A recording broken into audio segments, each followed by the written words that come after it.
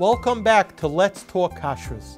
We are joined by Rabbi Daniel Senter, Chief Operating Officer of Kof-K Kosher Supervision. Thank you, Rabbi Senter. It's my pleasure.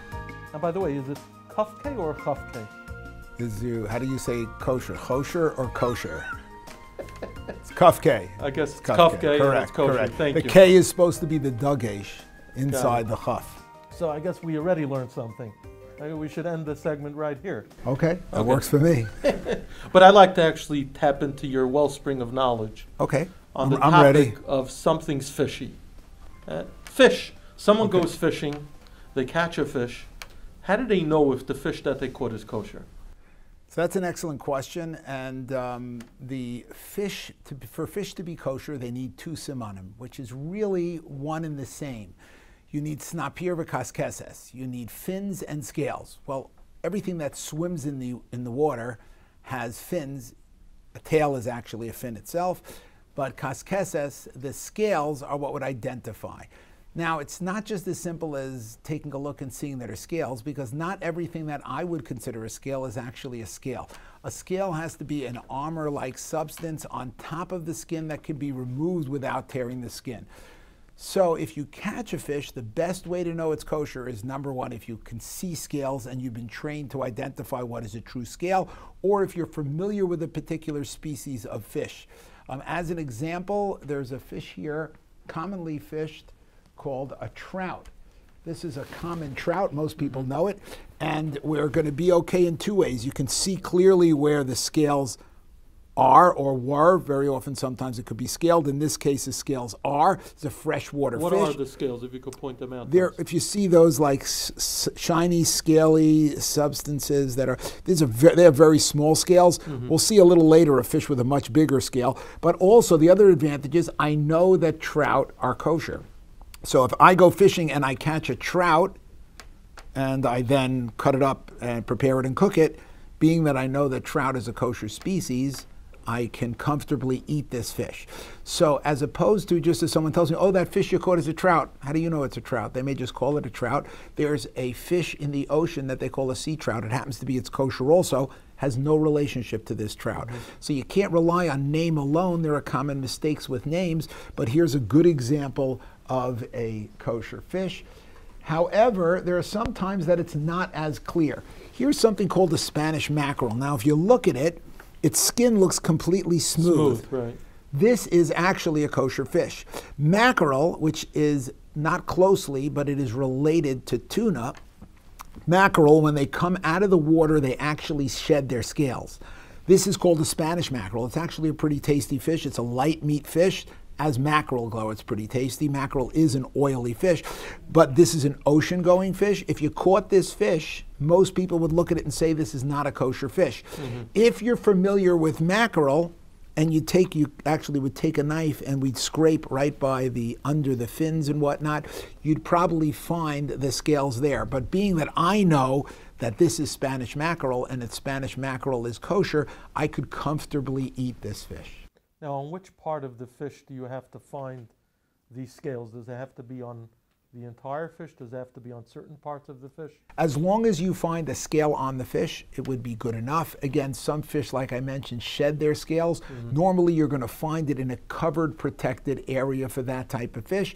But there are fish that it's very, very obvious. If we could bring in the tilapia, I'll show you with the tilapia. Tilapia is a fish that I actually have fished for tilapia, but here's a very good example of where you can see very, very clear scales. We may even be able to pull one off for you. And you notice they came right off and they didn't rip the skin. That's one of the criteria.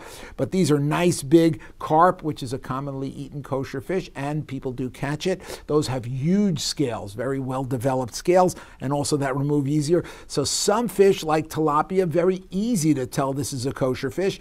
Other fish, like the mackerel, not as well. So the general rule of thumb would be, know your species. And if not, be cautious and ask a question. Now, it doesn't mean ask a question to your Rav. Your Rav, you're going to have to ask him, is that min a kosher min? Mm-hmm. But you can talk to a fishmonger and say, I've got this fish. What is this? And if he can tell you with confidence that you believe he's telling you the truth, that that's species of fish, you could then look. There are many, many kosher lists which will give you kosher, commonly available. There are thousands upon thousands of different fish, many of which are kosher, many of which are not, far beyond the ability for us to publish in a list. But the commonly available fish, there aren't that many. If you go into the Northeast, there are maybe 30 or 40 different species of fish that are commonly available. If you get familiar with those, or even better, if you fish, bass is a kosher fish, catfish is not. Those are both very common fish. Once you get used to that and you know, you'll be able to make the decision yourself as to the kosher status of the fish. Now, when a store sells fish under a certain label, can I assume that what they're telling me the fish is, that it really is that, or is there something more fishy about it? What's happened is, at one time I think you were much safer doing that. When fish was very inexpensive, the crazy thing is, fish was always a poor man's alternative to meat. Today, fish is more expensive than meat, especially certain varieties of fish. And as our oceans are overfished, certain species of fish, the sought after and targeted fish, become harder to get, and they're commonly switched. A great example of that, sable was a very, very, very common smoked fish that was available kosher. Everybody wanted smoked sable. As sable became more and more expensive, Chilean sea bass was a good alternative. It tastes very similar. They're both a kosher fish, so it wasn't a kashrus problem, but it was a Strangest Shyla. People thought they were getting one fish, they were getting a cheaper variety. What's happened, fortunately or unfortunately, Chilean sea bass has caught up to the other fish that it was being substituted with. So now you'll end up with probably the right species identified the right way. Do I have to be worried that the companies are adding ingredients or any types of supplements? Yes and no. Yes and no. It's important. I very often get calls about the following. People will buy fish that says color added. So when they have fish that's salmon gets its color. This is a fillet of salmon. Very commonly, salmon outsells all other fish by about 5-1 in America. Really? We eat a lot of salmon. Again, there's nothing that competes with it, and most of our salmon, not all of it, is farm raised. How does salmon get its pink or red color? It actually gets it from eating animals in the ocean, a lot of it is shrimp, that have beta-carotene in it. Beta-carotene, you'll sometimes see with salmon specifically, color added to feed. Now that sounds like they're coloring the fish. Now if you notice the white lines, if they were coloring the fish, that's the fat lines. That would appear in the color also. What they do with salmon is they feed salmon beta-carotene. But by law, they have to write on there that color is added. That would not be a problem. But fish is sometimes, they will add seasoning and ingredients to fish. And also, when they want to freeze fish, they will sometimes put it in a coating. Very often it's just corn syrup, which would not be a problem other than Pesach, but one has to be careful. Is that a preservative? It gives it, what they want to do is they want to give it a glassy coating. So if I would just spritz some water on here, it would all come off.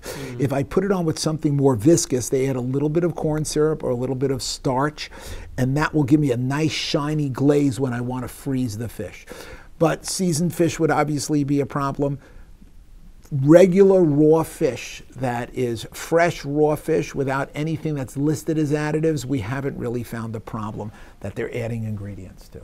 Is there a fear that a company may be adding pieces of skin or a scale back onto fish? So let's talk about that, because I think we really have to go first and talk about skin. We've so far talked about whole fish.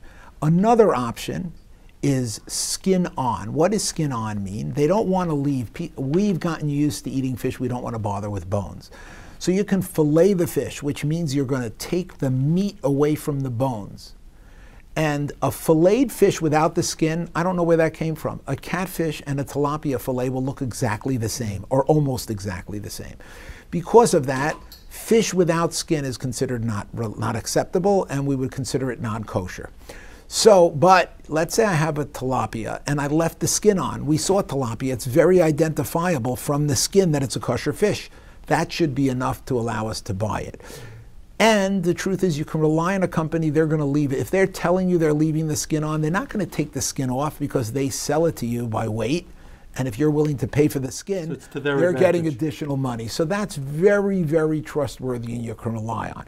However, if you create more labor for them, it's very often that they're going to want to sort of be not as careful. So what we've created, people don't want to I get the fish home.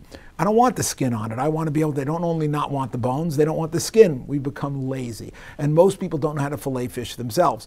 So they want it without any skin on it. So what the companies will do is they'll say, leave a little skin tag, just a little corner, and I can then just cut it off, and maybe I'll throw away, I'll waste a little bit of fish. And that skin tag is a symbol of kashrus. Theoretically, but I would like to show you, I actually did this myself, but we have had cases of like this. This is a fish that's got a skin tag on it. Let's see if I can uncover this so you'd see it a little better. And it's got a skin tag on it, which looks like a kosher fish. I froze this together, so even if I'd open this up, this would be a little bit stuck together. If it's not going to be very dovuk, it's not going to be really stuck in the fish. Why would they do this? Catfish is about $2 a pound. If they were substituting this for an expensive fish, there would be a yetzer hara to actually stick it on. So yes, it's not very common, and more often it's just a question of convenience. That can the layman tell just by pulling on it to see if it comes off too easily or it looks like it's in the wrong place? That's something you should be concerned about. I wouldn't say it's a common problem, but one should be careful. But maybe more importantly, if you see a skin on there and you don't know, is that skin a kosher fish? Just because it has skin, catfish has skin also. And a lot of non-eel has skin also. So just the fact that it's skin there has to be skin enough that you can recognize that this is a kosher fish. What's the strangest Shyla that you've ever gotten in this realm of kashrus? I'll tell you the strangest one ever. We got a phone call from a restaurant, a very, very irate customer. And what had happened, they had ordered sea bass. They got a whole sea bass. I don't know if you've ever seen this. They have a whole fish on a plate, and you've got the whole tsura of the fish. Now, again, we don't tend to eat that way anymore, but it is still available. You can get a whole tilapia. And what had happened was the fish, his last meal was stuck in between his gills and his stomach. They take out the stomach. They eviscerated the whole fish. They took out the stomach. They served the fish, and inside, like a chazer with an apple in its mouth, this was a fish with a shrimp in its mouth. Wow. And then we had the whole Shyla, what do we do about the kalim? And how we said that was probably, as far as fish related, the most bizarre example. Again, would I therefore tell you that you have to check in the mouth of every fish? Right. It's 1 in a million. Again, it happened to me. I happen to be the lucky guy that got the 1 in a million, but it is 1 in a million. It's absolutely fascinating. The information you've shared with us is extremely helpful as we try to do on these segments. What's a Let's Talk Kashrus takeaway for the people at home who are watching this? Give them in a nugget that they could take away with regard to the kashrus of fish. So if I'd say the takeaway is, it's important to know, before you assume that something is kosher, it's important to know what makes the fish kosher.